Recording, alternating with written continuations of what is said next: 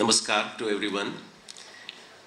अभी हमारे ऑनररी आरिफ मोहम्मद खान जी ने भी बोला कि इतनी फॉर्मेलिटी हो रही है। मेरा अभी क्लोज टू 30 इयर्स अमेरिका में रहना हुआ है, तो मुझे हिंदी को भी, मेरा हिंदी फर्स्ट लैंग्वेज नहीं है, Hindi is my third language. Marathi, English और हिंदी। तो मैं इंग्लिश में ही बात करूँगा, लेकिन बीच बीच में हिंदी का भी प्रयत्न करूँगा। तो जब फॉर्मेलिटी होती है तो मेरे लिए वो बहुत स्टीफ हो जाता है। तो अभी मेरा जो ट्रिप चल रहा है 1 महीने का पूरा इंडिया में, मैं close to 20 cities I am going around in 6 states, and every place I tell them please keep my time sitting on the dais to a minimum, otherwise it makes me stiff. मैं मेरा subject भूल जाता हूँ। आरिफ मोहम्मद खान साहब जी ने ये request की है, एक्चुअली मुझे 5 मिनट मेरा समय था। उन्होंने ये रिक्वेस्ट की है कि 2 सत्र होने वाले आज, एक रामायण पे होगा, एक महाभारत पे होगा बाद में। तो गवर्नर साहब नहीं रहेंगे, तो उन्होंने बोला एक संक्षिप्त में उनको एक मैं परिचय दूं मेरे काम का, तो मैं एक 15 मिनट लूँगा। उन्होंने ही मुझे परमिशन दी है। तो एक जो लोग आफ्टरनून सत्र के लिए यहाँ नहीं रह सकेंगे, उनके लिए भी एक थोड़ा सा इंट्रोडक्शन हो जाएगा। उज्जैन में महाकाल है, आप बहुत लोग गए होंगे। तो हम जब ब्रह्मा विष्णु महेश बोलते हैं ना, तो वो हमारे रूपक है, आप उसमें मेटाफोर के करके भी ले सकते हैं। तो जब शिव काल हो गए तो विष्णु स्पेस हो जाते हैं और ब्रह्मा उसमें प्रकृति निर्माण करते हैं। तो महाकाल तो अनंत है, इन्फिनिटी से इन्फिनिटी जाने वाला है। लेकिन जब उसमें हमारा जो संस्कृति, जो सिविलाइजेशन का जो परिचय होता है, उसको हम खंड काल बोलते हैं। और आप सिर्फ एक चीज याद में रखना चाहते हो तो ये मैं बोलूँगा आपको। अभी आप समझ लो भारत के बाहर चले गए और भारत से कोई यहाँ आया और उनको आपको पूछता है, अच्छा ये जो आपकी संस्कृति है वो कितनी पुरानी है, तो आप क्या उत्तर देंगे?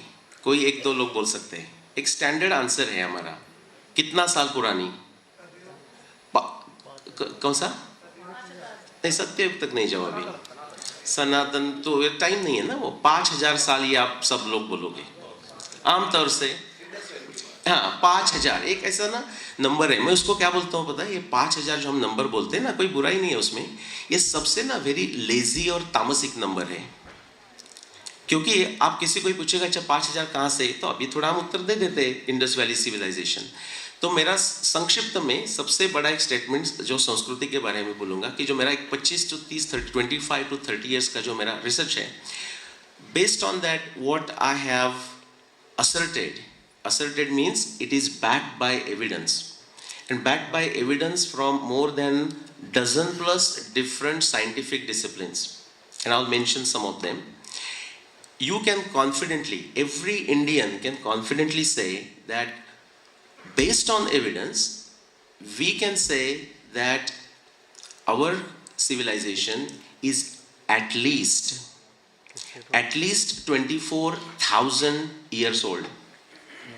ओके, धन्यवाद। अभी आपने तालियां बजाया तो आपकी रिस्पॉन्सिबिलिटी और बढ़ गई। अभी आपको मेरे बुक्स या मेरे वीडियो देखने पड़ेंगे और ये फाइंड आउट करना पड़ेगा कि ये 24,000 कैसा आ गया, क्योंकि सिर्फ ताली बजा के नहीं चलेगा। ओके, स्वाध्याय प्रवचनेच, सेल्फ स्टडीज इंपॉर्टेंट और डिटेल स्टडीज इंपॉर्टेंट। मैं क्विकली महाभारत का समरी आपको बोलता हूँ। एक छोटा सा महाभारत का एक साक्ष्य, महाभारत टेक्स्ट की साक्ष्य से मेरा जर्नी चालू हुआ 1995 में। तो मैं मास्टर स्टूडेंट था कनाडा में। मेरा बैकग्राउंड है chemical engineering, bachelors masters executive MBA। तो एक श्लोक मैं पढ़ा, उसमें ऐसा ही देख रहा था।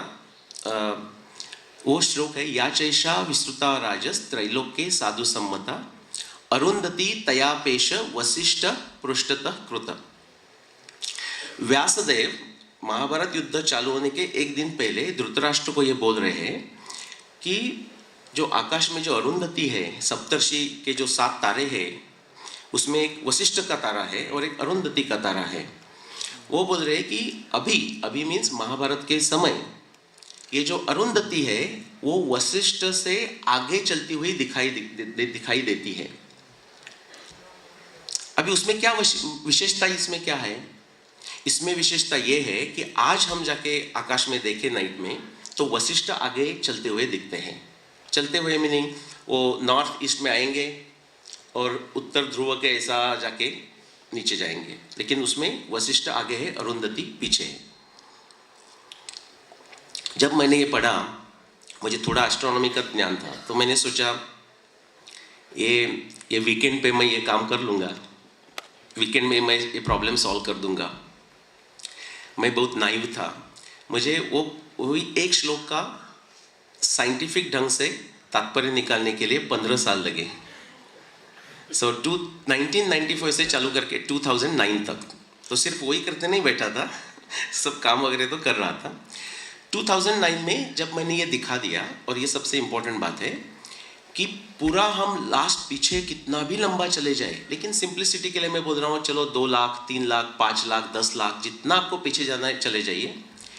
एक ऐसा समय है, सिर्फ एक ही समय है 11,091 BC से लेके, जो कि समझ लो 13,000 साल पहले से, टू 4508 BCE मीनिंग 6,500 ईयर तक। तो बीच में का एक 6,000 ईयर्स का ये समय है।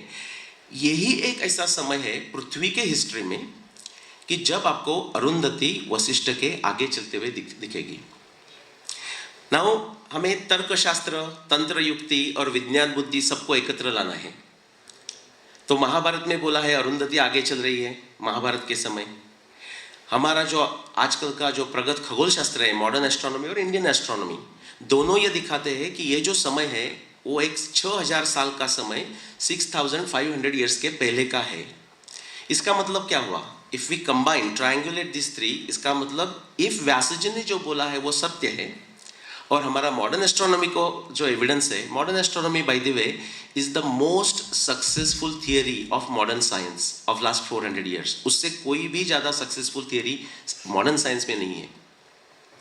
ये दोनों की साक्ष्य हम एकत्र करें तो हमें समझता है कि महाभारत युद्ध डेफिनेटली लास्ट 6,500 में हुआ नहीं, हुआ है तो उसके पहले हुआ है। उसके बाद मैंने क्या किया, तब तक मैं ज़्यादा उसमें सोचा नहीं था, ये एक अरुंधति को पकड़ के ही 15 साल बिताया।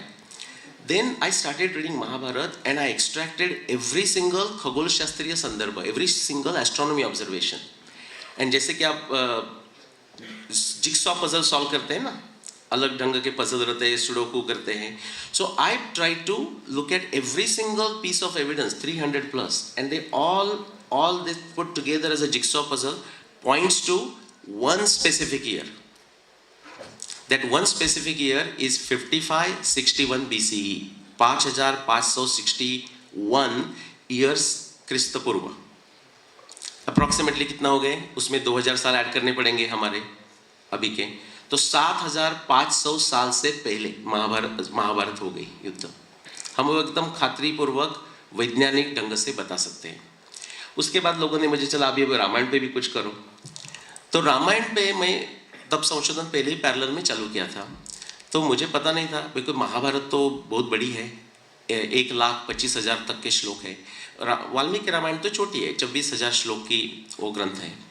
मुझे लगा उसमें क्या मिलेगा, मुझे भी पता नहीं। मैं कोई बहुत सारे प्रोफेसर लोगों को पूछा कि आपने किया है क्या, उन्होंने बोला नहीं, हमने थोड़ा ट्राई किया है, उसमें कुछ नहीं है। तो बोला चलो हम प्रयत्न तो करते हैं, पता नहीं। मैं जब वो पढ़ने लगा तो मुझे पहले तो एक समझ लो 100-200 रेफरेंसेस मिल गए, लेकिन आश्चर्य की बात यह है जब मैं बार बार पढ़ने लगा तो I found close to 600 specific astronomy references. Astronomy references means तारों के हो गए, ग्रहों के हो गए, तिथि, moons phases and positions, seasons descriptions, everything that goes into astronomy evidence. Ditto, I use the same evidence just like Arundhati Vasishta. I found 4 references in Ramayana जो कि एक exactly time बताते हैं। इसके पहले तो डेफिनेटली रामायण हुआ नहीं, इसके बाद डेफिनेटली रामायण हुआ नहीं। और वो सब मैं जिक्सॉ पजल जैसा सॉल्व करके मैंने जो डेट निकाली, रामायण में राम रावण युद्ध की जो डेट आती है वो आती है 12,209 BCE, यानी कि approximately more than 14,000 years ago. Okay, now उसमें से खगोल शास्त्र छोड़ के मैं एक आपको हाइड्रोलॉजी को क्या बोलेंगे, हाइड्रोलॉजी, जियोलॉजी, जो नदी के संबंध का जो विज्ञान है उसके बारे में एक मैं आपको साक्ष्य बताता हूँ, बिकॉज वो बहुत इंपॉर्टेंट है। इसलिए इंपॉर्टेंट है कि हम बहुत सारे लोग सोचते हैं कि रामायण तो बहुत पुराना है, सोचते हैं ना, 1 लाख साल 2 लाख साल ऐसा भी हम सोचते हैं। रामायण में जब भरत आ रहा है अयोध्या में, तो उसमें डिस्क्रिप्शन सब नदी के डिस्क्रिप्शन आते हैं, सरस्वती के आते हैं, सतलज नदी के डिस्क्रिप्शंस आते हैं। और उसमें सतलज नदी का ये डिस्क्रिप्शन दिया है कि सतलज नदी रामायण के समय में पश्चिम के तरफ मुड़ के बहती है। अभी हमारा जो संशोधन हुआ है, आईआईटी कानपुर, बहुत सारे 30+ स्टडीज है, पूरा यूके के है, यूनाइटेड स्टेट्स के रिसर्चर्स ने किए हुए, and I am talking of 50 years of research. उसमें से अभी ये सिद्ध हुआ है, अभी 2017 का आईआईटी कानपुर और यूके का प्रोफेसर्स का पेपर है, कि जो सतलज नदी जो पश्चिम में मुड़ के, अभी पंजाब के लोग होंगे तो पंजाब में रोपर और रूपनगर, वहाँ एकदम वो पश्चिम में टर्न लेती है। वो जो पश्चिम में टर्न लेके जो मुड़ने लगी, जैसा कि रामायण में डिस्क्राइब किया है, दैट स्टार्टेड इन 13,000 BC, 15,000 साल। तो अगेन फिर हमें ट्रायंगुलेशन करना है सिर्फ उसके ऊपर ही। मैंने तो जो 12,209 बताया वो तो एस्ट्रोनॉमी से बताया, वाल्मीकि रामायण के।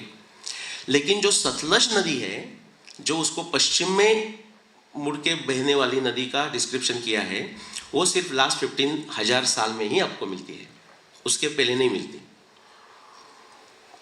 उसके पहले वो स्ट्रेट नीचे आके सरस्वती को मिलती थी, और सरस्वती इतनी बड़ी थी, अभी जो आप स्टडी देखोगे तो आपको पता चलेगा, सब जगह नहीं, कोई कोई जगह सरस्वती का जो पात्र है वो 22 किलोमीटर। अब आपकी कोई भी नदी देखा होगा वो याद करो। मैं अभी आगरा में था 2-3 दिन पहले, तो मैं उनको पूछा यमुना इतनी कितनी बड़ी है, बोला 1.5 किलोमीटर तक होगी। उसका कितना गुना आपको ज़्यादा जाना पड़ेगा, तो 22 किलोमीटर तक वो सरस्वती बड़ी थी। ये रामायण का हुआ। फिर मुझे जो हरियाणा के जो सरस्वती संशोधन सेंटर है, उन्होंने बोला क्या आप सरस्वती और ऋग्वेद पे कुछ काम कर सकते हैं। वो 2016 की बात है, उसके पहले। तो 2016 से मैंने सरस्वती का थोड़ा रिसर्च किया था, लेकिन सरस्वती या ऋग्वेदा ये फोकस नहीं था, बिकॉज महाभारत और रामायण मेरा फोकस था। लेकिन महाभारत और रामायण दोनों में सरस्वती के वर्णन आते हैं, बहुत सारे वर्णन आते हैं। महाभारत में 200 से ज़्यादा सरस्वती के डिस्क्रिप्शंस हैं, और रामायण में 1-2-4 है। ओके, तो ये मैं जब उसको संशोधन करने लगा, तो ऋग्वेद में मुझे तो एस्ट्रोनॉमी आती है, तो मैं ऋग्वेद में चला गया एस्ट्रोनॉमी रेफरेंसेस देखने। ऋग्वेद में एस्ट्रोनॉमी रेफरेंसेस तो है, लेकिन ऐसा कोई ऋग्वेद में रेफरेंस, एस्ट्रोनॉमी रेफरेंस एटलीस्ट मुझे मिला नहीं, जिसके कारण मैं उसका काल निर्णय कर सकूं। लेकिन मुझे वो जो सरस्वती नदी, शुतुद्री, विपास, ये बहुत सारे नदी के जो डिस्क्रिप्शन है, उसका मुझे फायदा हुआ। तो उससे ऋग्वेद का जो मैंने समय निकाला है वो थोड़ा अप्रॉक्सीमेट है। उसमें से ये पता चलता है कि जो ऋग्वेद में 10 मंडल है, और वो जो मंडल अभी हमें दिखते हैं ना, वो सब एक साइड में एक समय में कंपोज किए हुए नहीं है। इनफैक्ट उनका जो रिलेटिव सीक्वेंस है, सबसे जो ओल्डेस्ट है, उनका जो मंडल का सीक्वेंस है वो है 6, 3, 7, 4, 2, देन 5, 8, 9, और उसके बाद बहुत लंबा टाइम बीच में जाता है, उसके बाद आता है मंडल 10। ये इसलिए मैं बता रहा हूँ आपको, मंडल 10 में आपको शंतनु और देवपी के उल्लेख मिलते हैं। और शंतनु कौन है पता है आपको? शंतनु कौन है? भीष्म के पिता। ओके, नो, शंतनु नाम तो अलग अनेक लोगों का हो सकता है, लेकिन शंतनु और देवपी ये भीष्म के पिता और उनके भाई थे, और देवपी जंगल में चले गए और ये राजा थे। वो उल्लेख कैसा आ जाता है ऋग्वेद में? उसका भी हमें आंसर पता है, बिकॉज महाभारत के समय में व्यासदेव ने फिर उनकी रचना की, पुनर्रचना की ऋग्वेदों की। तो उसका जो अंत का समय है ऋग्वेद का, वो 6th मिलेनियम BC, मीनिंग समझ लो एक 7-8 हजार समय महाभारत का समय आता है। और आप उसका जो एविडेंस करके पीछे पीछे चले जाओ, तो ये एविडेंस आ जाता है कि कम से कम जो ओल्डेस्ट मंडलाज है 6, 3, 7, 4, 2, ये डेफिनेटली 22 हजार साल से पुराने हैं, मोर देन 22,000 BC। मैं आपको थोड़ा सा क्यों कैसा बताता हूँ और मैं रुकता हूँ। ऋग्वेद के जो ओल्डेस्ट मंडल है, जैसा 6, 3, 7, उसमें सरस्वती का वर्णन आता है। फॉर एग्जाम्पल, सरस्वती का वर्णन ऐसा था कि सरस्वती सबसे बड़ी नदी थी, गंगा से बड़ी, सिंधु से बड़ी। और कैसा वर्णन आता है? तो उसका था नदी तमे, अम्बी तमे, देवी तमे, सरस्वती। नदी में से नदी बड़ी, देवी में से देवी सबसे बड़ी। या और दूसरा वर्णन आता है गिरिभ्य आ समुद्रात, पूरा माउंटेन से, हाई माउंटेन से निकल के ऑल द वे समुद्र तक बह रही है। 2017 का एक खोंडे जी का पेपर है, उसमें ये हमें उन्होंने दिखाया कि लास्ट 10,000 साल में जो सरस्वती का जो क्षेत्र है उसमें से 10,000 साल में ऐसी कोई बड़ी नदी नहीं और छोटी भी नदी नहीं, सिंधु है बट उसके साइड में, कि जो समुद्र तक मिलते गई। There is not any river, बड़ी river that went to Sindhu समुद्र। इसका मतलब लास्ट 10,000 ईयर्स का वो वर्णन नहीं है ऋग्वेद का। और बाद में जो अगेन 2017, 2018 के पेपर्स आए हुए हैं, उसके पहले के भी आप पीछे चले जाओ तो 1992 फ्रैंकफर्ट और फ्रांस के पेपर है, मेरी कोर्टी के 1986 के पेपर्स है। ये सब आप कंबाइन करो तो उससे भी पता चलता है कि जो गिरिभ्य आ समुद्र, माउंटेन से निकल के समुद्र तक जाने वाली जो सबसे बड़ी नदी थी वो सरस्वती, उसका जो पात्र था वो 22,000 BC में इतना बड़ा से लेके एकदम नैरो हो गया। उसमें से क्या हो गया, यमुना निकल गई, यमुना पूर्व में निकल गई, और शुतुद्री 13,000 में जो मैंने बोला वो पश्चिम में निकल गई, और फिर सरस्वती स्लोली ड्राई होके चली गई।